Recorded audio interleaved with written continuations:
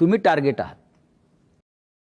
मुख्य लक्ष तुमच्यावर आणि तुम्ही टार्गेट आहात. कशावरती? म्हणजे ही चाटम मंडळी जी आहेत भाजपमधली, ज्यांना तुम्ही चाटम म्हणता, ते तुमच्या प्रश्नामध्येच उत्तर आलं ना. तर जसं कन्फ्यूज आणि करप्शनची युती म्हटलंय.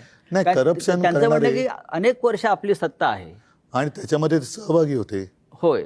नाही माझ्या मनामध्ये असा प्रश्न आहे की त्यांनी असा आरोप केलाय की 3 लाख कोटीचा भ्रष्टाचार झाला.